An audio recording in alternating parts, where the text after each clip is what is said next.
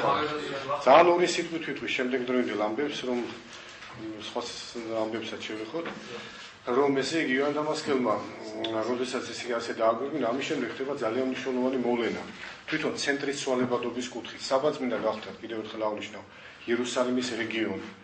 სახელწოდება იერუსალიმი არის ორი მნიშვნელობის, ერთი საკუთრივ ქალაქის და მეორე რეგიონალური გაგება. საბაძმინდაც არის იერუსალიმური მონასტერი. არა იმიტომ რომ ქალაქი იერუსალიმში, იერუსალიმის რეგიონისა. და ჩვენ ზოგ ქართულ ენაზე ხშირად შეიძლება ვნახოთ, რომ დაიწერა წმინდა ესე წიგნი იერუსალიმს მონასტერსა მამისა საბაის. ანუ იერუსალიმს აქვს ზოგადი გაგებაც, რეგიონული გაგებაც და ამ გაგებით იერუსალიმი იყო ცენტრი, ანუ იგივე საბაძმინდის მონასტერი, საბაძმინდა გახდა ცენტრი ჰიმნოგრაფიული განვითარებისა, მაგრამ მერვე საუკუნის მისულს ზუსტად იოან დამასკელი რომ მოღვაწეობას დაამთავრებს. იმის შემდეგ იქ იქნება გაუსაძლისი პირობები და მთელი წყება კრებული, რჩეული ჰიმნოგრაფებისა და მოღვაწეებისა, გალობელ მეცნიერთა გადადიან კონსტანტინოპოლში.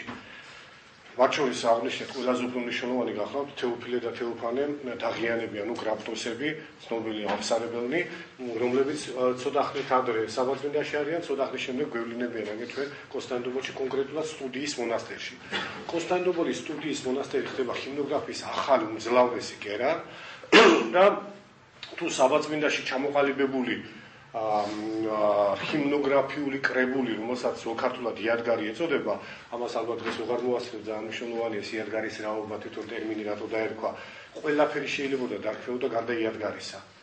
იმიტომ იადგარი ჯერ საეკლესიო ტერმინი არ იყო მანამდე. ჩვეულებრივი ყოფით ერთეული იყო, ყოფით ლექსიკური ერთეული იყო და ნიშნავდა სამახსოვროს. მაგალითად რაღაცა მამის გახსოვნა და ნატოვარი რაღაც ნივთი ეს იადგარია, მე ვიღაცა საჩუქრად მიუტანე რაღაცა იადგარად, აი ასეთი მანიაკი შესწირა იადგარად, ანუ მოსახსენებლად, გასახსენებლად სახსოვრად. ეს იყო იადგარზე და რატო ეწოდა მას სახსოვარი, ამას არის ძალიან მნიშვნელოვანი ესე იგი კულტურული და ფილოლოგიური ახსნა განმარტება, რაზე ჩვენ შემდეგ აღვნიშნავთ, მაგრამ თავარია რომ ეს იადგარი არის ორეტაპიანი, ერთი ძველი იადგარია, ანუ ჰიმნოგრაფიული კრებულის პირველადი სახე, რაც საბაძმინდაში ჩამოყალიბდა და კონსტანტინოპოლში მე-9 საუკუნის პირველი ნახევრიდან და განსაკუთრებით მეორე ნახევრიდან ყალიბდება უკვე ახალი ტიპის იადგარი, ეგრეთ წოდებული ახალი იადგარი. და ქართულშიც ეს სახელწოდებებია, ძველი იადგარი ეწოდება ჩვენ ხელნაწერულ მონაცემებში მე-10 საუკუნემდე ჰიმნოგრაფიულ კრებულებს, მე-10 საუკუნის დამდეგიდან მე-9 საუკუნის მიჯნაზე უკვე შემოდის ახალი ტიპის იადგარი და ეს ახალი ტიპის იადგარი ქართულისთვის აღმოჩნდება განსაკუთრებით ახალი. იმიტომ რომ ძველი იადგარშიც ბერძნულში ეს უკვე სახეზე იყო, ეგრეთ წოდებული სანოტო ნიშნები, ანუ როგორ უნდა აღსრულებული იყო ტექსტის გალობა, როგორც დღეს არის დაუშვათ სანოდო სისტემა და ამას უყურებს შემსრულებელი და ისე აღავლენს გალობას თუ ასრულებს რაღაც კომპოზიციას. ასეთი ნიშნებით იყო აღბეჭდილი საგალობლები, ძვლისპირი ამის დამადასტურებელია რომ მელოდიური სტრუქტურა ჰქონდა, თვითონ ამ ნიშნებს ეწოდებოდა ბერძნულში ნევმა. და აი ამ ნევმური სისტემის საგალობლები ქართულში შემოდის მე-9 საუკუნის მიწურულიდან. ძველი იადგარს ეს არ აქვს. ამიტომ არის ძველი იადგარში აქცენტირებულია ტექსტის ზედმიწევნით თარგმნა, ანუ ძველია ნახეთ ასეთ ვითარება, დაუშვათ ერთი და იგივე საგალობელი ძველი იადგარში და ახალი იადგარში. ახალი იადგარში შეიძლება ბერძნულისგან ტექსტი მნიშვნელოვნად იყოს დაცილებული, ესე იგი რაიმე მოძღვრებითი ცვალებადობა კი არა, ზედმიწევნითი თანხმედრა არა. მაშინ როცა ძველი იადგარში არის ზედმიწევნითი თანხმედრა, რა განაპირობებს ამას? განაპირობებს ის, რომ ახალი იადგარში უკვე შემოდის ეს სანოტო ნიშნები, მელოდია როგორ უნდა ესე იგი იქნეს ჩაფიქსირებული და ეს სანოტო ნიშნები უკვე მიქაელ მოდრეგილის იადგარში მკვეთრადაა დაფიქსირებული და ხაზგასმულიცა ვინ იყვნენ ეს მოღვაწენი საქართველოში, რომლებმაც პირველად შემოიტანეს სანოტო ნიშნებზე გაწყობილი საგალობლები. შემოიტანეს კი არა, ბერძნულის ყვალობაზე ქართულადაც გააწყვეს. იდენტური ვერ იქნებოდა, იმიტომ რომ ბერძნული გახლავთ სილაბოტონური ენა, ანუ მარცვლოვანებასაც იტევს, მაგრამ ამავე დროს მახვილსაც აქვს უდიდესი მნიშვნელობა, როგორც დაახლოებით რუსულია. ხოლო ქართული არის სილაბური ენა. ამიტომ ესენი ერთი მეორეს ენობრივი მონაცემებით არ უდრიან და ერთი და იგივე მელოდია ორივეზე რომ გაწყობილი იყოს, სანოტო ნიშნები ერთნაირად ვერ დალაგდება.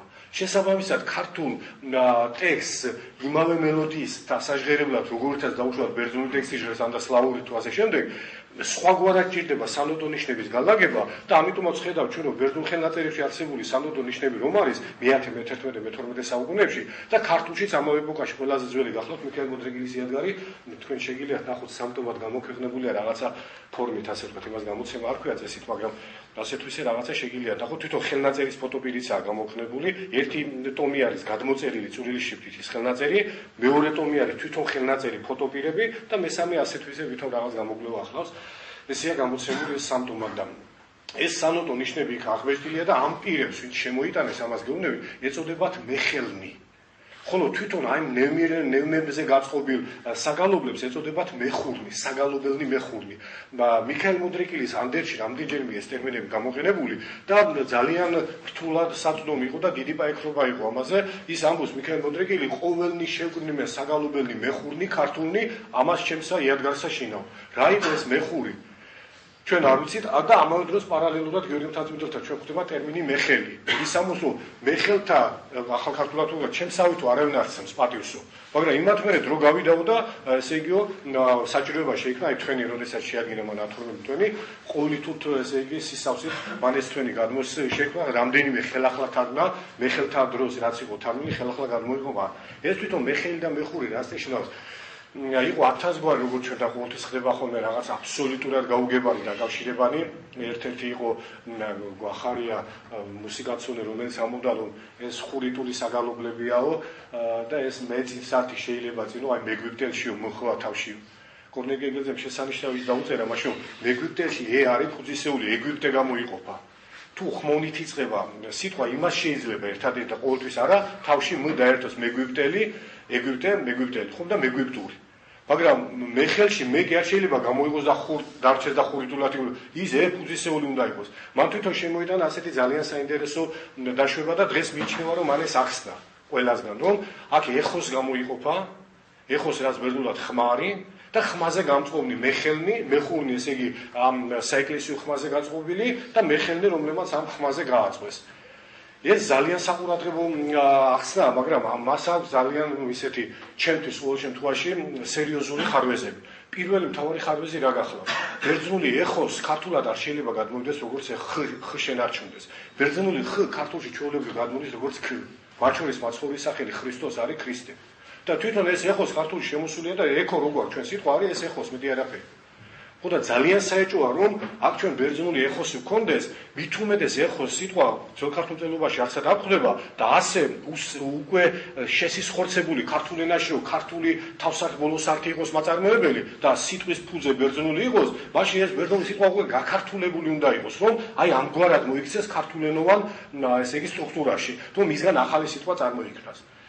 ჩემი აზრით კონკრეტულად ასეთი გახლავთ, რომ აქ გამოიყოფა მეხ რომელიც უნდა ნიშნავდეს სწორედ იმ ნევმას მეხი ანუ ნიშანი თვითონ ნევმა ნიშნავს ნიშანს სიტყვა ნევმა ბერძნულში არის მარტო სანოტო ნიშანს კი არ ნიშნავს ნევმა ნიშნავს თავის დაკვრას და საერთოდ ღვთისგან ნიშანცემას რომ ნევმატითეუ შეიქმნა ყოველივე ღვთის ნიშანდებით ნიშანცებით შეიქმნა ყოველივე ნევმა ამასთან ნეუ ნიშნავს თავის დახრას ან და შეიძლება ზევითაც ასე თავის დაკვრით რაღაცის ნიშნებას წამყოფა რო იყო ძველ ქართულ არის წამუყო მას ანუ ანიშნა აი ამას ნიშნავს ნეუმა ყველანაირი გაგები და მე ეს გაგება შეიძინა ამ კონკრეტულ ესე იგი საგალობლებთან დაკავშირებით ბერძნულში ჩემთვის ესე იგი მეხი არის ესე იგი სანოტო აი ეს ნევმის შესატყვისი ხოლო მეხური არის აი ნევმებიანი ნევმირებული ძლისპლინი და მეხელნი ისინი არიან რომლებიც ამ მეხებით გააწყობენ საგალობლებს ეხლა ამაზე არ არის ვრცელი განმარტება, უბრალოდ ეს ჩემი აზრია, იმიტომ რომ აქ რო ეხოსი ჩვენ გამოვხოთ კიდევ ერთხელ ვამბობ ძალიან რთულ წინააღმდეგობებს ვაწყვეტებით, თუმცა აზრობრივად ეს სწორი ახსნაა. მეხელნი ნამდვილად ისინი არიან, რომლებმაც საეკლესიო ხმებზე მუსიკალურად გააწყვეს საგალობლები და სანოტო ნიშნებით აღნიშნეს და ვინც იცის ის სანოტო ნიშანი დახედავს და იმის მიხედვით იგალობებს. ვინც არ იცის, რა თქმა უნდა, ვერ იგალობებს. და მეხურნია ასეთი ტიპის საგალობლები. ეს შემოიტანეს ესე იგი მეხელებმა მე-9 საუკუნის მიწურულს და მე-10 საუკუნის დამდეგს, ესა უკვე ახალი იადგარი და რამდენადაც იმაზე მელოდიაზე უნდა გააწყო, უკვე ტექსტის ზედმიწევნითობის დაცვა არის შეუძლებელი. იმიტომ რომ ტექსტის ზედმიწევნით დაიცვა და მელოდია ზედმიწევნით დაიცვა, ესა ურთულესი მოვლენა. ეს მარტო გიორგი მთაწმიდელს შეეძლო. და მესამედ შეეძლო აკროსტიკის შეენარჩუნებინა. და თვითონვე ამბობს ქრისტესობის საგალობელი, როცა თან რაც მე ამ საგალობლის თარგმანაზე სისხლი დავათხიო, ეს არავინ არ იცისო ღვთისადმი შეწირულია რომ აკროსტიკის დამეცვაო, აკროსტიკი ხო იცით ის პირველი დასვე ის ტექსტად რო შედგება. იგივე მელოდია დამეცვაო და თან ტექსტი ზედმიწევნით შემენარჩუნებინო. ესა ურთულესი მოვლენა კიდევ ერთხელ ვამბობ, ხოლოდ ასეთ გამორჩეულ მოღვაწეს შეეძლო ეს, ამიტომ სხვებთან თუ ჩვენ ხედავთ, რომ ითმობა ტექსტის სიზუსტე. იმ გაგებით კი არა, ოდნავადაც არა რომ რაიმე ახალი შინა არ შემოდის, მაგრამ ყოვლადწმინდა ღვთისმშობელს მაგალითად შეიძლება უწოდო ყოვლადწმინდა და შეიძლება უწოდო ყოვლადკურთხეულიც. თუ აქ სილაბურად, ანუ მარცვლოვნად ყოვლადკურთხეული სიტყვის ქართული ტექსტი და დაუშვათ ბერძნულში ყოვლადწმინდა. აი იმ ყოვლადწმინდას თავისუფლად ცვლის ყოვლადკურთხეული. ანუ რაც აზრობრივს არანაირად ცვალებადობას არ იწვევს, მაგრამ ზედმიწევნითობა ტექსტისა აღარა. ამიტომ ჩვენ რო შევადაროთ მე-10 საუკუნის პირველი ნახევრის საგალობლები ბერძნულ ტექსტებში, შინაარსობრივად საკმაოდ მნიშვნელოვანი დაცილებანია განსხვავებით იმ უფრო ადრეული ტექსტების წესით თითქოს პირიქით უნდა იყოს რომ რაც უფრო გვიანდელია ტექსტი, უფრო მეტია ცოდნა ბერძნულისა და მაქსიმალური სიახლოვე, მაგრამ იმ ადრეულში არ იყო ეს მიზანდასახულობა რომ ესე იგი ზედმიწევნითი მელოდიური შენარჩუნება მოხდარიყო, იმიტომ რომ პირველში ითარნებოდა ტექსტი და ეს ტექსტი მერე ზეპირად გაიწყობოდა, სანოტონიშნები არ არსებობდა მის თქმამინდა, მაშინ ქართულში და ბერძნულშიც როგორც ჩანს, იმიტომ რომ ვინც ბერძნული სანოტონიშნები ასე თუ ისე გამოიკვლია ამ ბოლო ხანებში უკვე ამბობენ რომ არც იმას არ ქონიეს გაშიფრული, კარდინალი პიტრა არის, ვის გამოსცა ეს ყველაფერი თავის დროზე და ითვლებოდა რომ პიტრამ გაშიფრა ეს ბერძნული სანოტონიშნები, ჩვენთან სხვათა შორის ითვლებოდა რომ პავლე გორგომ გაშიფრა, რაც იყო აბსოლუტური აბსურდი. არაფერი არ გაუშიფრავს, პავლე გორგო ცოტა ძალიან ტრაბახა კაცი იყო, რაღაცა თავის თავზე ძალიან დიდი წარმოდგენა ჰქონდა და ეს დაიბრალა რომ გაშიფრა, მაშინ როცა მას საგალობლების არსი საერთოდ არ ეცნობდა საეკლესიო დანიშნულება, მას ჰქონდა მხოლოდ საერო ხედვა, თავისი უდიდესი დამსახურებანი მრავალი კუთხით, განსაკუთრებით ისტორიული, ესე იგი კუთხით საქართველოს ისტორიის თვალსაზრისით, მაგრამ საეკლესიო ლიტურგიკული წიაღის კვლევა ეს იყო ჩინური ისთვის პედაგოგიურია თქვა და ის ვერანაირად იმ სანოტონიშნებს ვერ გაშიფრავდა. ამ სანოტონიშნების გაშიფრვა სჭირდება ჯერ მუსიკალური სმენა, რა თქმა უნდა და განსწავლულობა ძალიან დიდი. და სამწუხაროდ ეს ნიშნები ჩვენ გვაქვს და ერთი ნიშანიც კი იქიდან გაშიფრული დღესდღეობით არ გვაქვს, რომ თქვა, რომ აი ეს იქ არის რაღაცა ასეთ ნიშნები სხვადასხვანაირი, რომელი რას ნიშნავს. ამას სჭირდება დაუღალავი ღვაწ და ჩვენ თუ დარწმუნებული ვართ, რომ ვირექტ და განგვეღება და ყოველთვის ყველა შემთხვევაში ასე მოხდარა, აი დაუცხრომელი მოღვაწეობის შედეგად ვისაც ეს შეუძლია, ვინც ამის მუსიკალურად ნამქმელია და აქვს ეს მუსიკალური სმენა, მე მაგალითად არ მაქვს სამწუხაროდ, შეუძლია რომ ხანძლივი და უღალავი მოღვაწეობით ძალიან სოლიდურ შედეგამდე მივიდეს. მაგრამ ეხლა ამას ნუ გავყვებით ჩვენ, ესე იგი ამ მეხელებმა ახალი იადგარი შემოიტანეს, ასე იწოდება ქართულში, ვიდავე, გადაიწერა ერთ-ერთი ხელნაწერი, სინაპირველი და იქ წერია შესაბამისად დაესრულა საწესო იადგარი ახალი. ახალი იადგარებია სინაპირველი, სინა 14, სინა 59, სინა 64, 65 და ასე შემდეგ. და გიორგი მთაწმიდელი არის ამის ყველაფრის, როგორც ჩვენ აუჩვენ მრავალი სხვა რამის ამის გვირგვინი. რა თქმა უნდა, გიორგი მთაწმიდელით არ მთავრდება, მაგრამ გიორგი მთაწმიდელი არსებით მთავრდება ქართულად. ამის შემდეგ არის, რა თქმა უნდა, არსენ გულმაისი მისი ძია, თვითონ არსენ იყალთოელმა ჩვენ აღნიშნეთ, აგე ანდრია გრედელის კანონი ხელახლა თარგმნა და ასე შემდეგ. ეფრემ მცირე თვითონ წერდა ორიგინალურ საგალობლებს და თარგმნიდა კიდეც, მან თარგმნა გრიგოლთისმეტყველის სადმე მიძღვნილი საგალობელი, თვითონვე დაწერა შესანიშნავი ბრწყინვალესი, ესე იგი საეკლესიო ჰიმნოგრაფიული ტექსტი, ოღონდ იამბიკური. ახლა ეს იამბიკოზე მე დამავიწყდა აღგვენიშნა, რომ ეს ერთი მხარეა, რაზეც ჩვენ საუბრობდით, ჰიმნოგრაფია, ამ ჰიმნოგრაფიაში შედის მარცვლედოვანი ტიპის საგალობლები, რომელთა ტაეპებიც მყარად 12 მარცვლიანია. ამ ჰიმნებზე ჩვენ ვისაუბრეთ, რომ ერთი სტროფის მოცულობაში ტაეპები დიდად განსხვავდება მარცვლოვნად, აქ უბრალოდ ის ამბავია, რომ მეორე სტროფით ზუსტად იმ ტაეპთა ვითარებას იმეორებს. მაგრამ იამბიკო არის ყველგარო 12 მარცვალია ყველა ტაეპში და ეს იმდენად საეკლესიო საზომია, იმდენად გამოარჩევს საერო ხმისგან იამბიკოს, რომ შეუძლებელია ის საერო ყოფაში ჩართო. რაღაც როგორ იქნეს მოძებნილი ქართულში, აი სასწაულია რაღაცა ღვთის გამოცხადებასავითაა, რომ იამბიკური ტექსტი თუნდაც მარტო შენ წაიგდო ეკლესიის გაერთად წაიგდო, აუცილებლად საეკლესიო განწყობას აღგიძრავს. დაცლილია ამ საერო რაღაცა ომახიანი და მაჟორული ტონალობისგან და თავისი რაღაცა შინაგანი, ესე იგი საეკლესიო გამშვალულობა აქვს იმისა, რაც ზოგადად აზრის შიგნით არის, იდუმალება ექნება ეს დიდებულება საფრთხო თუ ასე შემდეგ, ეს იამბიკონი ამას ირეკლავს.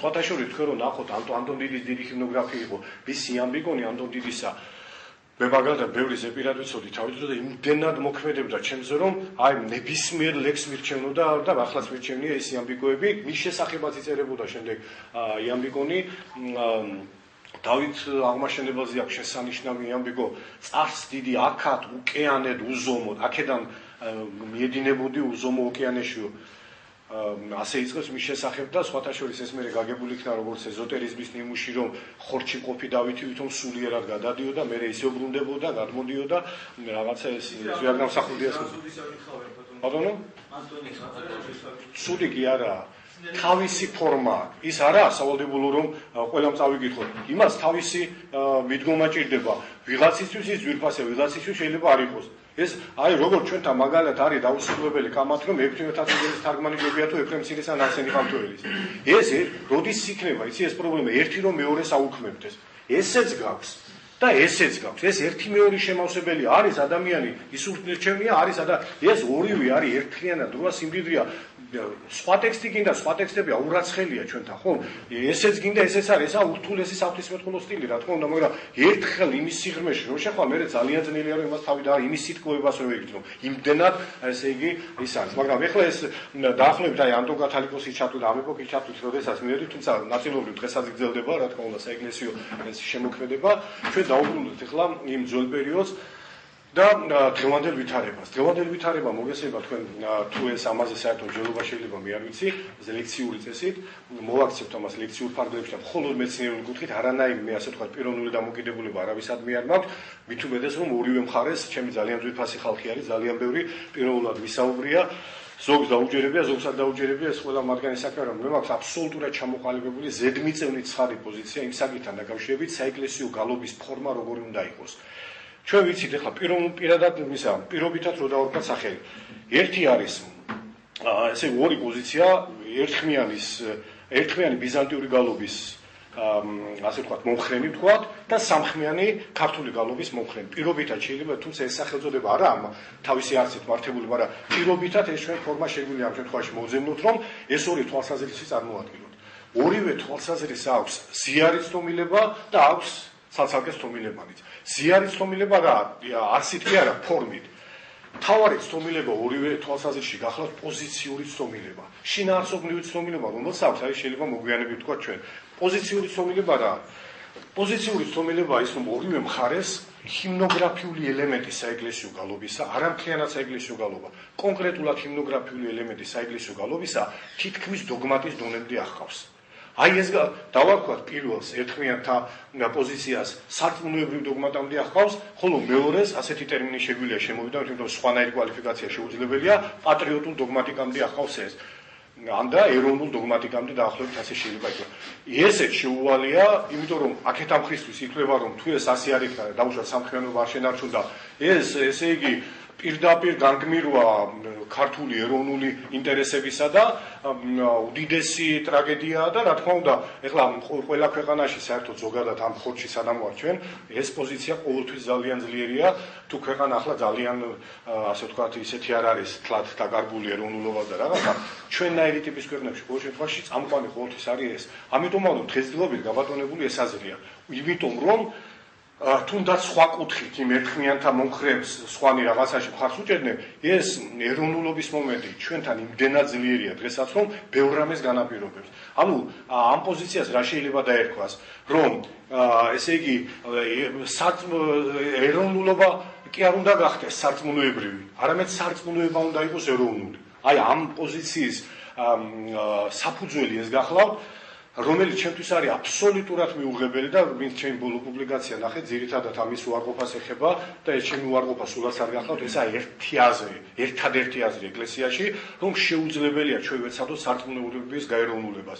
პირუკუ ყველა ეროვნება უნდა გასარწმუნოებრივდეს და ერთად ღვთისწინაშე ყოვლად შეურევნელად, მაგრამ გამოყოფლად ერთ ესე იგი გალობასა და მოღვაწეობას აღავლენდეს ღვთისადმი. ანუ ეროვნება უნდა გასარწმუნოებდეს, ანუ ეროვნება უნდა გამართმადიდებდეს, ერი უნდა გამართმადიდებდეს, მრევლი უნდა გამართვა და მთელი კაცობრიობა უნდა გამართვა და არა პირიქით მართლმადიდებლობა უნდა გაეროვნულდეს და დაუშვათ რომელიღაც ქვეყნის კერძო ამსარებლობად იქცეს და ასე შემდეგ.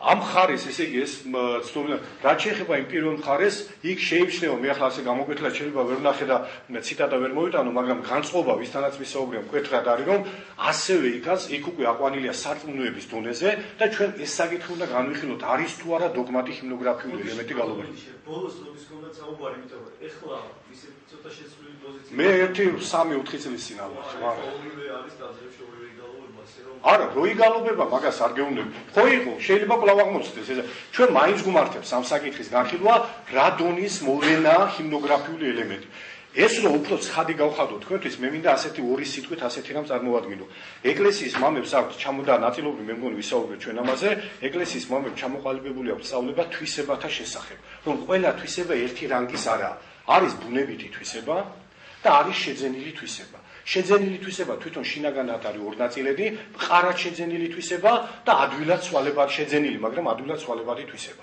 ბუნებითი თვისება ის თვისება რომლის გარეშეც ეს ბუნება არ არსებობს ბუნებითი იმიტომ არის როგორც მაცხოვრის განგაცებაზე ჩვენ ვჟელობდით და ვამბობდით რომ ადამიანური ბუნებისგან თუნდაც ერთი თვისება არ მიიღო ნიშნავს რომ საერთოდ არ მიუღია იმიტომ რომ ბუნებითი თვისება ნიშნავს რომ ამ თვისების გარეშე ეს ბუნება არ არსებობს ანუ ესა იგივე ყოფითა თუ ვიტყვით თანდაყოლილი თვისება რომლის გარეშე აი ადამიანური ბუნების თვისება მოაზროვნეობითი თვისება აი ეს თვისება რო არ ქონდეს ადამიანური ბუნება არ იქნება შეძენილი რა არის შეძენილი არის ორგვარი მყარად შეძენილი და ადვილად ცვალებადი მაგრამ ორივე შეძენილია ის მყარად შეძენილი იმდენად შესისხორცებულია რომ მის გარეშე უკვე ძალიან რთულია ყოფნა მაგრამ მის გარეშე ეს ბუნება არსებობს თუ მოხდება და მოიშორებს იმ შეძენილს არც მაგალითად ადამიანებში ძალიან ბევრია ისეთი მისთვის დამახასიათებელი აი ციკებს რასაც ვეძახი ეს არაა ბუნებით თვისება თორე ყველა ადამიანს უნდა გქონდეს რაც ბუნებითია უკლებლი ყველა ჩვენგანს გვაქვს მისთვისაა ნიშანდობლივი როცა ჩვენ გვაქვს ასეთი გამოთქმა ჩვეულება ჯულზე უმტკიცესია ეს ჩვეულება არის სწორედ შეძენილი ჩვეულება ბუნებითი არა თორემ ყველას უნდა გქონდეს ერთი და იგივე ჩვეულება ეს ამას ეწოდება ბერძნულში ჰექსის ასეთი ტერმინია ბერძნული ენა რომ ერთ დროს საერთაშორისო იყო და ლათინურს რო არ ეჯობდა დღეს ეს ჰექსისი გვექნებოდა ჩვენ საერთაშორისო სიტყვად ამ სიტყვის უფრო გაგება თქვენთვის იქნება დღევანდელი ლათინური შესატყვისით ჰაბიტუსი ლათინური კალკი ამ ბერძნულისა ჰაბიტუსი რა არის ისეთი თვისობრივი შენაძენი რომელიც შენ დიდწილად გაყალიბებს მაგრამ ეს არაა ბუნებითი მაინც ძალიან ძნიად განსაგდებელი ძველ ქართულად ასეა ძველ ქართულად ის რამდენნაირად ითარგმნებოდა სექსის გვარი წესი და ბოლოს მის შესატყვისად დამკვიდრდა ტერმინი ანაგები თქვენ ანაგების სადაც შეხვდება ძველ ქართულ ტექსტში უნდა იცოდეთ რომ ბერძნულშია ჰექსის აუცილებლად და ლათინურშია ჰაბიტუსი ესაა მყარად შეძენილი თვისება რომლის მოშორება ძალიან რთულია აი როგორც რაღაც წიგს ადამიანი ვერაფრით ვერ მოიშორებს რაღაცა თუ დიდი სულიერი მკურნალობა არ ჩაუტარდა იმდენად გაჯდება მასში ძნიად მოსაცილებელია და მესამე ადვილად მოსაშორებელი ადვილად ამ შეძენილთაგან მეორეს რომელიც ადვილად შეიძლება მოიშორო ბერძნული სახელწოდება არის ცნობილი ჩვენთვისაც ისედაც სიტყვა დიათეზისი რაცა ეს ავადმყოფობაში ვიცით აი ბავშვი ლოგები უწითება და რაღაცა დიათეზისი რა არის დიათეზის უფრო გავიგეთ მისი კალკი არის ლათინურად დისპოზიციო რუსულად რასპალაჟენიე ქართული განწყობაც არის დიათეზისის კალკი ჩვენ ახლა განწყობა სიტყვას რო ვიტყვით ვეღარ ვაცნობიერებთ რომ ეს წყობას დადებას განწყობა რა არის რაღაცა მე ამინდმა შეიძლება განწყობა შემიქმნას ან მეორე ადამიანი შეხვდა იმას შემიცვალა განწყობა არის ადვილად ცვალებადი რაღაც თვისება ადამიანს თვითონ ქართული სიტყვაც წარმატებულად ამ შინაარსით გამშვალული ერთია განწყობა მეორეა ანაგები ქართული ტერმინით თუ ვიტყვი და ბუნებითი თვისება ეს ბუნებით თვისებასა და განწყობასთან განსხვავება ადვილი გასაგებია რა ეს ჰექსის ანუ ანაგები მყარად შეძენილი და ძლიერ და ბუნებით თვისება ზოგჯერ ძალიან რთულია ერთმანეთისგან გამიჯნო. როგორ გამიჯნოთ? აი ესეთი სახეობრივი მაგალითი რომ გითხრათ. მაგალითად მეს მაცვია შესამოსელი. მართალია ძალიან მჭირდება. მით უმეტეს გაციებული ვარ ახლა და სიცივია. მაგრამ მე შემიძლია გავიცნო და მე ადამიანს, მაგრამ ჩემს კანს მე ვერ გავიცნო. აი ეს კანი რაცა, ესა ბუნებითი ეს შესამოსელი რომელიც ძალიან მჭირდება და ფაქტობრივად ჩვენ ეს ამას ზედაზე არ ვამბობ საერთოდ შესამოსლის გარშე არავინ აღარ დავდივართ ყოველთვის გვაქვს შესამოსელი იმდენად აუცილებელია ჩვენთვის მაგრამ მის გარშე შეიძლება არსებობდე აი ესაა ჰექსისი ის არის აი ჩვენი კანი გახლავთ ის აი ეს კანი გახლავთ დოგმატი ესაა დოგმატი რომლის გარეშეც ვერ იარსებება ბუნებითი თვისება მოძღვრებისა ბევრი რამ ეკლესიის ისტორიაში იმდენად ძვირფასი შენაძენია, რომელიც ბევრ რამეს განსაზღვრავს, მაგრამ ბუნებითი მაინც არაა, იმიტომ რომ მანამდე არ იყო. აი ეს განსაზღვრავს ძირითადად, თორემ განდეგილობაც არ იყო თავიდან. მეოთხე საუკუნის დამდეგიდან დაიწყო როგორც სულიერი მოძრაობა, მაგრამ დაახლოებით 30 წელიწადში იმდენად შეესხოცა საეკლესიო ცხოვრებას, რომ უკვე მეოთხე საუკუნის შუა წლებში კი ვეღარ წარმოიდგენდი განდეგილობის გარეშე ქრისტიანულ ყოფას. ეფრემ ცირი ამბობს ასეთ რამეს, როდესაც განმარტავს, რომ აი ეკლესიაში ბევრი რამ სულიერი სიკეთე შენაძენის სახით გარეგანად მოწესრიგებითად არაშინაგანად, შინაგანად ყველაფერი გამოცხადებითად დოგმატურად მაცხოვრისგან და წმინდა წერილისგან არის ეკლესიაში ესე იგი შთაბეჭდილი. მაგრამ მოწესრიგებითად ის ამბობს ასეთ რამეს, ეკლესია ის სისრულისა მიმართ წარემატა. ეს მისი აზრი არა, ეს არის ზოგადი საეკლესიო აზრი, რომ მოწესრიგდა საეკლესიო ყოფა თანდათანობით პირველ საუკუნეში, მეორეში შედარებით მარტივი იყო, იმიტომ რომ რაოდენობაც არ იყო ქრისტიანებისამე. როცა გაიზარდა რაოდენობა, იმათ თავიანთი რეგლამენტირება სჭირდება, მოწესრიგება, მყარი განსაზღვრულობა, ყველანაირი ფორმით მოწესრიგება, მათ შორის უდელმოქმედებითი, ღვთისმსახურებითი წესისა და ჩვენ ვხედავთ, რომ ჰიმნოგრაფია შემოვიდა როგორც ვიკითხარით მე-6 საუკუნეში, იმიტომ რომ საჭიროება შეიქმნა ეს ასე ვთქვათ, შემთხვევითი მოვლენა ვერასოდეს ჰექსისი, ანუ აი ასეთი შენაძენი მყარი ვერ იქნება. ეს სულიერი მოთხოვნილება გაჩნდა ამისა და ეს შემოვიდა, მაგრამ ეს არაა დოგმატი ამის თქმა მინდა, იმიტომ რომ მე-6 საუკუნემდე ის არ იყო. და მთავარი ის გახლავთ, მთავარი ის არა, რომ ვინც თვითონ ეს ესე იგი საეკლესიო ჰიმნოგრაფიული გალობა ამაზე მაქვს მესაუბრე. დოგმატი რა? დოგმატი არის ზოგადად გალობითი თვისების განუყრელობა. გალობის გარეშე ღვთისმსახურება და ღვთელმოქმედება, ფსალმუნთა გარეშე არ არსებობს ღვთელმოქმედება. ფსალმუნი არის ბუნებითი ნაწილი საეკლესიო ამქვეყნიური მოღვაწეობისა. ფსალმუნი და სახარება ოთხთავი. ეს ორი წიგნი თუ არის ღვთისმსახურება შესაძლებელია, ღვთელმოქმედება შესაძლებელია და შესაბამისად ისინი არიან განუყრელნი, მაგრამ ფსალმუნთა დამატება, ჰიმნოგრაფიული ელემენტი უმნიშვნელოვანესია. ჩვენ ძალიან ბევრ სიკეთეს გვზენს, მაგრამ მის გარეშე ეკლესია არსებობდა, კიდევ ერთხელ ვამბობ, მე-4 საუკუნის, მე-5 საუკუნის ჩათვლით და ეს დიდი სიკეთე მივიღეთ, მაგრამ ეს დოგმატის სიმაღლეზე არასოდეს არ უნდა ავიყვანოთ. და იმას ვამბობ, თვითონ იოანე დამასკელი, რომელიც გვირგვინია მკვლელივესი, დოგმატად რომ შეეთვალა მას, ეს აუცილებლად შესაბამის დებულებას თავის დოგმატურ სახელმძღვანელოში ჩვენ მოგცემდა. ვალდებული იყო მოეცა, იმიტომ რომ თუ რაიმე დოგმატია და შენ მე დოგმატს მიჩქმალავდა არ მაუწყებ, ეს იგივე ერესის თვალსაჩინო შეუძლებელია დოგმატიკის სახელმძღვანელოში, რომელსაც ეკლესიამ უწოდა ზედმიწევნითი გადმოცემა, ეს არა რიგითი გადმოცემა, ესაა ზედმიწევნითი გადმოცემა. ამ ზედმიწევნით გადმოცემაში რომელიმე დოგმა იქ არის ზოგიერთი ისეთი არა ძიებითი და შესაძლებელი აზრებით ფართოვდება იოანე დამასკელის, მაგრამ გალობაზე იქ ერთი სიტყვაც არაა ნათქვამი, რომ ჩვენ ჰიმნოგრაფიული გალობა დოგმატის რანგში ავიყვანოთ. ანუ ესაა ჩემი აზრი, ახლა შეიძლება დღეს შეცვლილი არ ვიცი, მე ვამბობ რა, როდესაც ინფორმაცია მქონდა, აქეთ არის ეს ასე ვთქვათ პატრიოტული დოგმატიზმი, იქეთ არის სარწმუნოებრივი დოგმატიზმი. ეხლა ესა ჩემი აზრით თავიდან ყოველ შემთხვევაში ასე იყო ეს პოზიციური ცნობილება. რაც შეეხება შინაარს ეხლა. ანუ კითხვა ისმის დოგმატურია, არადოგმატურია, ჰექსისია თუ დიათესისია თუ რაც არის, რა არის? ერთხმიანი იყო თუ სამხმიანი იყო? ეს კითხვა ისმის. აქ არის იმხელა გარკვეულობა ისეთი აბსოლუტური სიცხადე, რომ ესე იგი ადამიანს მართლა ერთი აკაკი ბაქრაძე თქვა იმის აგოს პაიქრობის საღერღელი თუ არ გაქვს აშლილიო, არის პაიქრო. ასეთი გამოცხადება. თუმცა რაზეც ამბობდა, იქ მართლა საპაიქრო იყო, მაგრამ თუ გამოთქვა იმდენად მომეწონა, დღემდე მახსოვს. რა ვითარება ახლა?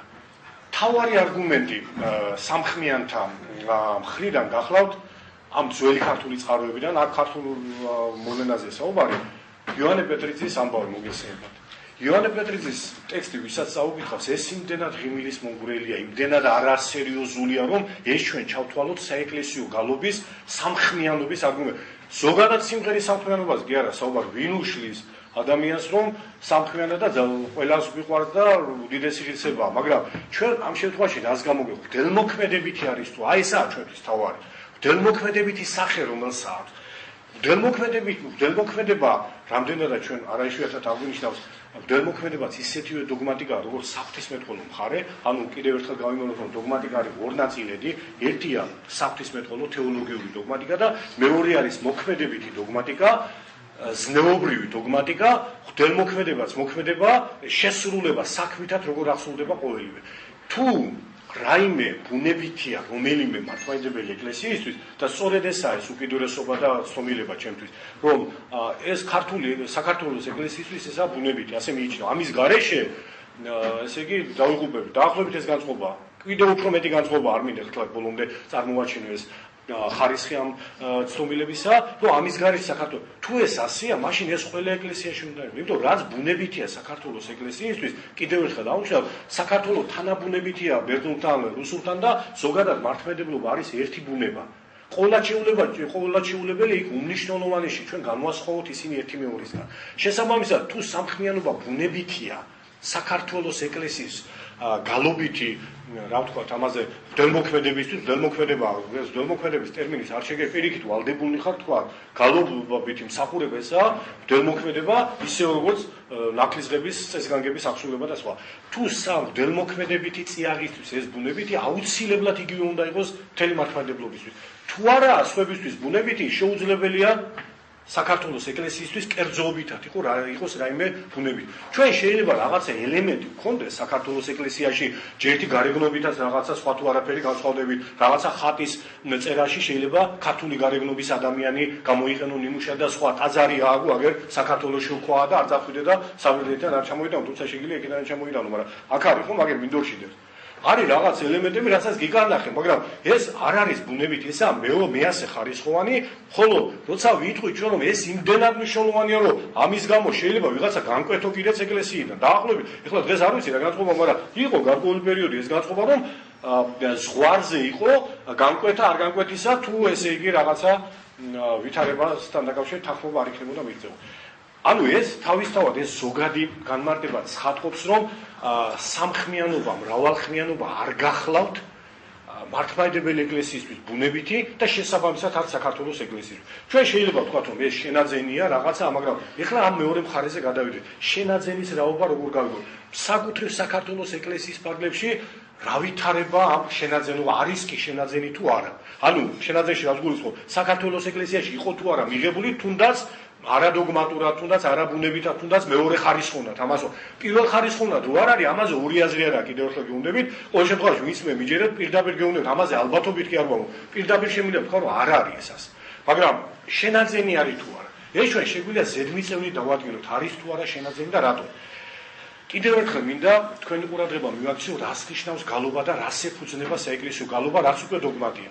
ხაზ გაუსვრო, რომ მთელი საეკლესიო გალობა ეფუძნება ფსალმუნურ ტონალობას. ფსალმუნია არც ერთი ჰიმნოგრაფიული ელემენტი არც იქნებოდა ეკლესიაში მიღებული, ის თლიანად ფსალმუნური სულისკვეთებით რომ არ იყოს ახსი. რატო ეწოდებოდა იმ სტროფებს დასადებელნი, რაზე ჩვენ ვისაუბრეთ? ფსალმუნებს ემატებოდა, ხომ? ძირი საძირკველი არის ფსალმუნი. ამაზე შეუძლებელია ზედნაშენი სხვა იყოს, ეს ძირი სხვა იყოს, ეს დაირღვევა ასეთი შენობა. ზედმიწევნით იმავე განწყობას უნდა აღიბეჭდავდეს. ფსალმუნური გალობა სამხმიანი მე არ გამიგია, ყოველ შემთხვევაში ჯერჯერობით ამ ზომამდე ჩვენ არ ვართ თქვა, რომ ეხლა ფსალმუნი სამხმარში გალობებოდა, ასეთი რამ არ ყოფილა არასოდეს. ფსალმუნური გალობა გახლავთ განმსაზღვრელი საეკლესიო გალობის ტონალობისთვის.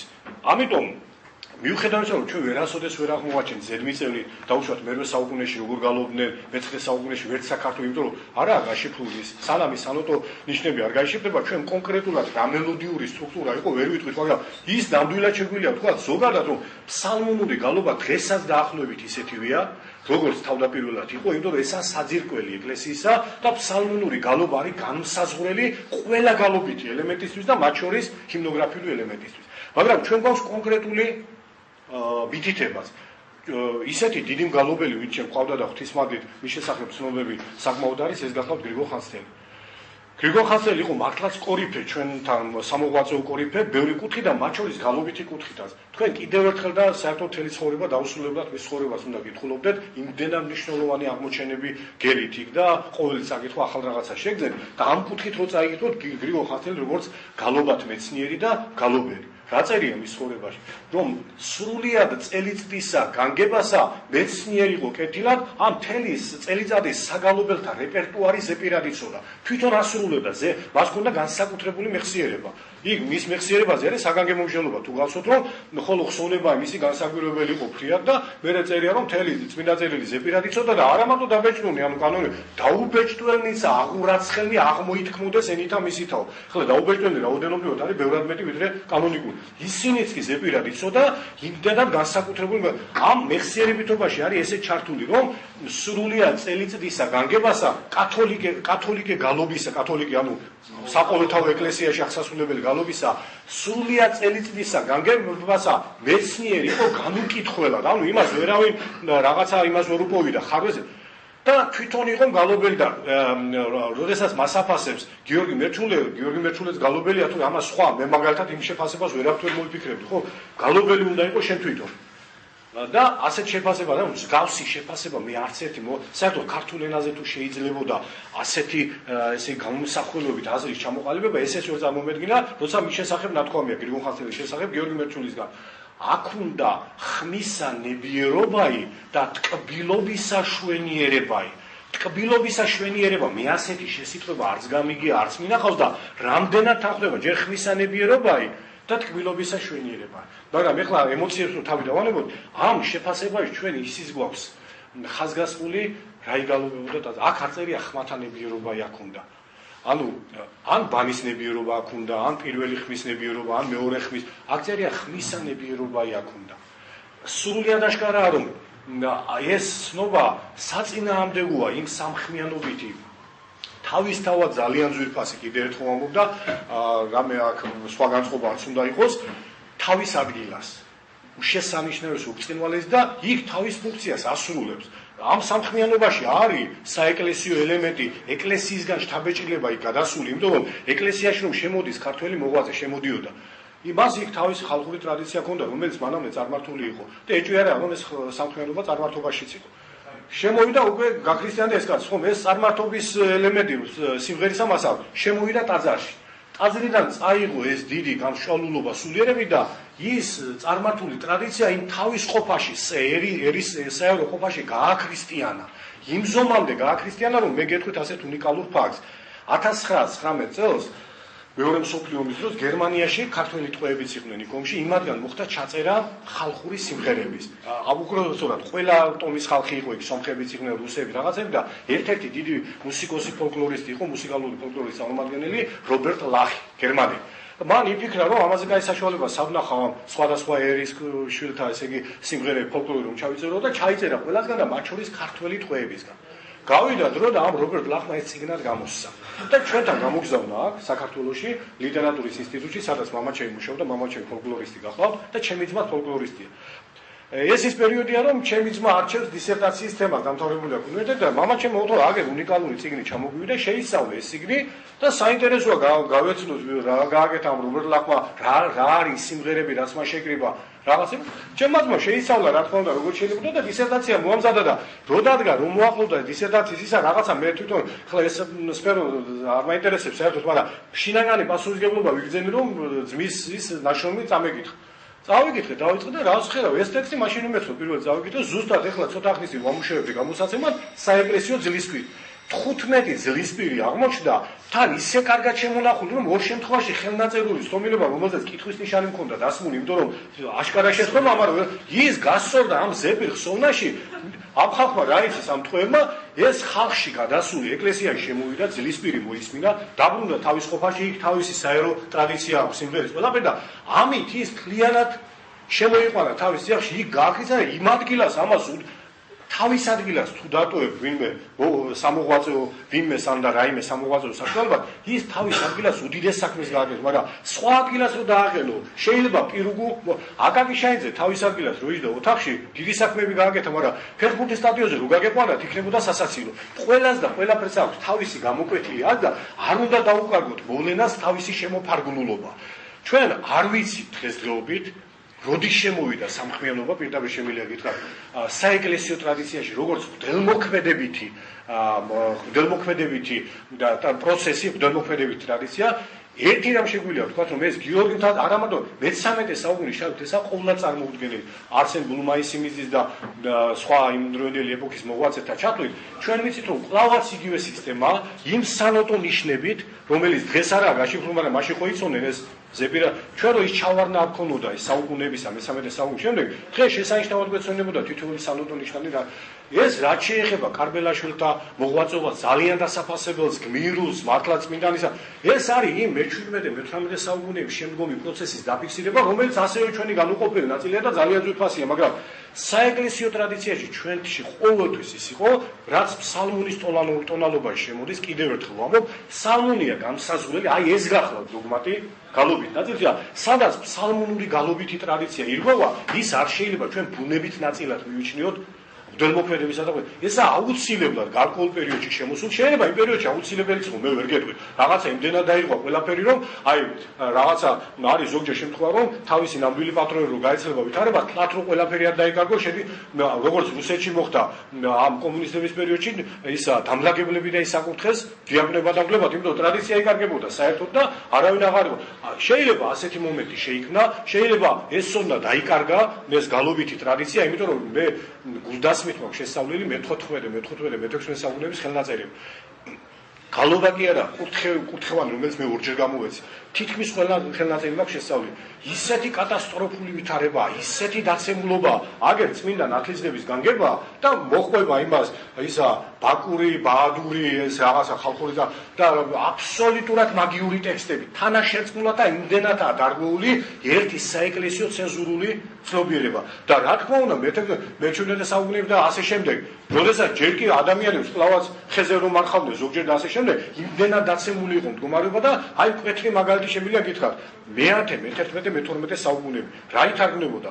მაქსიმე ამსარებელი, დიონისე არეოპაგელი, ეს კაბადოკიელი მამები, მაკარი ეგვიპტელი, ეგნატი ანტიოქელი ეს ამხელა ის მოხდა კატასტროფა და მე-15 საუკუნეებში და რა ითარგმნება? ბარამ გულიჯანიანი, 7 მთიები, მელის ციგნი, შამი ფარვანიანი, ქილილა და დამანა რამხელა კატასტროფული დაცემა მოხდა. აი მაშინ შეიძლება ამ ხალხურმა გალობამ რომელიც უკვე ამ საეკლესიო სურნელებითა და გამშვალდობით გარკვეულწილად გარდაქმნილია, შეიძლება უშველა ეკლესია და მაშინ შემოაღწია, თორემ როცა აქ მოწესრიგებული კანონიკური წესია და გრიგოლ ხანძთელის ტოლპასი და გიორგი მთაწმიდელის ტოლპასი, რომელიც სისხლს ათხევს, რომ ბერძნულთან მაქსიმალური იდენტურობა იყოს გალობითაც, მელოდიითაც, ტექსტითაც და აკროსტიკითაც კი დაუშვებელია, რომ ჩვენი გვიფიქროთ, რომ გიორგი მთაწმიდელი სამხმიან გალობას ყოველგვარი ცნობის აუცილებლად რაღაცას მიანიშნებდა, აუცილებლად ერთი შენიშვნა მაინც გვექნებოდა, რომ ეს ყველაფერი სამხმაზე გავაწყობთ.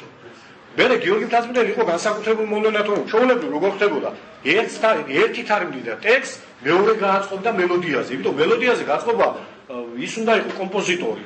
ტექსტი შეიძლება თარგმნო ბერძნულენის სონე, მაგრამ ის ყველა ხო არა კომპოზიტორი. მეორე გიორგი მთაწმიდელი თვითონ იყო უნიკალური, ისე როგორც გიორგი ხანძთელი, რომ მას შეეძლო ტექსტის შედგენას და თვითონვე გააწყობდა მელოდიაზე, მაგრამ სხვები იქ მთელი ანდერძებია, რომ იმან თარგმნა ტექსტი და მერე როგორ გააწყობინა სხვას მელოდიაზე. რას ნიშნავს ეს მელოდიაზე გაწყობა? როგორცაა იმ ბერძნულში ეს ბერძნულიც არის ძალიან მცდარი. არ არსებობს ბიზანტიური გალობა, არსებობს ერთი ფსალმუნური მართლმადიდებლური გალობა, რომ ფსალმუნური გალობა, ბატონო, როგორი ტიპის გალობა? ფსალმუნური გალობა არის საეკლესიო ხმით შესასრულებელი გალობა. ეს რას ნიშნავს ახლა? ის არა ყოველთვის ერთი ტონალობის და 10 საგალობლები არ გახლავთ ერთი ტონალობის, მაგრამ ზოგადი საეკლესიო ხმა ნიშნავს საეკლესიო განწყობა.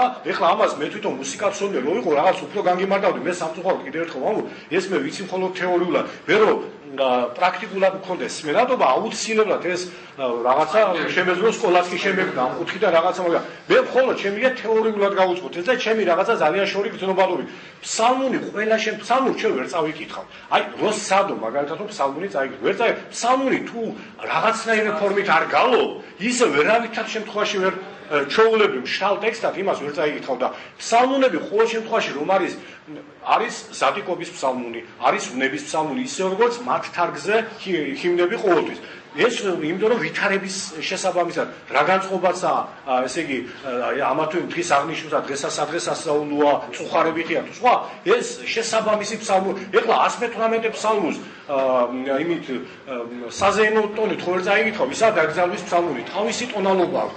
მე ვთვლი რომ აი როგორ უნდა ვიგალობა მე ვთვლი რომ ფსალმუნური გალობა შემორჩენილია ფსალმუნური გალობა არ შეცვლა დაახლოებით იგივეა დღესაც იმიტომ რომ იმას ბუნებითად აქვს ეს თავისი გალობითი რაღაცა ტონალობა რომელიც არ შეიძლება საუკუნეთა მანძილზე შეიცვალოს ბატონო და აი ეხლა ფსალმურთა განსაკუთრებულობა რა შეა როგორც ათანასე ალექსანდრიელი წერს რომ ერთ-ერთმა ბრძენმა განმიცხადაო მე არ მესმოდაო ყველა წიგნისგან გამოირჩევაო მითხაო ბრძენმა რითი სხვა წიგნებში როგორაო ეტყოდა უფალი მოსეს მოსე მიუგებდა მას ხოლო ფსალმუნებში როგორაო ვიწყალე მე ღმერთოდი ანუ არავით არის შუამავალი არ ყავს პირდაპირ ღმერთს ვესაუბრები ფსალმუნს ეწოდება ლოცვათა წიგნი იოანე პეტრიცის ასე უწოდებს წიგნი ლოცვისაა სანამ ლოცვანი გაჩნდებოდა და ლოცვანი გაჩნდა მე-15-16 საუკუნეში მანამდე ასეთი კრებული არ არსებობდა ფსალმუნი იყო ლოცვანი ყველაფერი ფსალმუნი იყო კიდევ ერთხელ ვამბობ ჰიმნოგრაფიულ ელემენტებსაც ხოლმე რაც შეეხება კონკრეტულად აი ველმოქმედებიდან ფსალმუნი როგორი გალობებოდა სამწუხაროდ მე ამის ჩამოყალიბება არ შემიძლია იმ მიზეზის გამო რაც უგიქრათ მე ზოგადად შემიძლია გითხრათ მაგრამ ვინც ამის სპეციალისტები არიან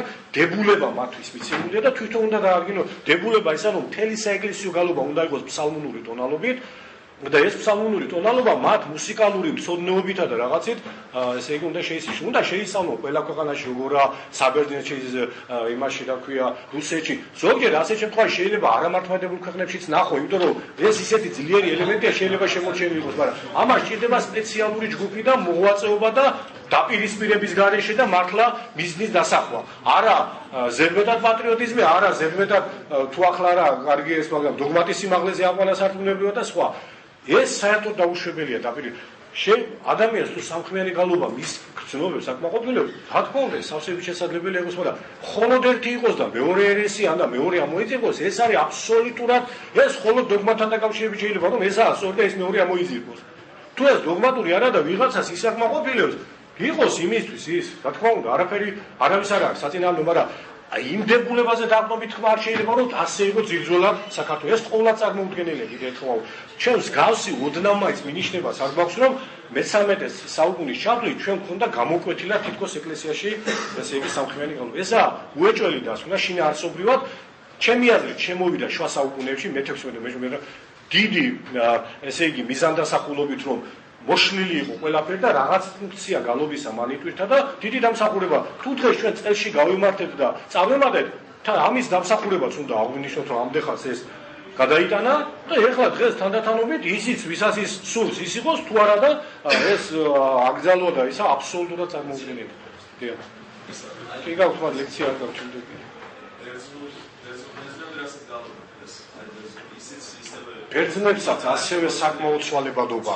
იმიტომ რომ თურქებმა მოახდინეს არ მე ბერძნები არც მე ამიტომ მე ბერძნებშიც უნდა ნახოთ, სლავებშიც, ლათინებშიც, იმიტომ ლათინებს ზოგჯერ რა ძალიან დიდი კონსერვატიზმი ბევრ რამეში. სომხების კი თუ ვინ შეიძლება ძალიან საინტერესოა. მე ყველაზე უფრო მიმაჩნია არაბული და სირიულის ნახვა, იმიტომ რომ აი არაბული გალობა ვის მოგისმენია, არაბული მართლმადიდებლური ციცი რა ძლიერია.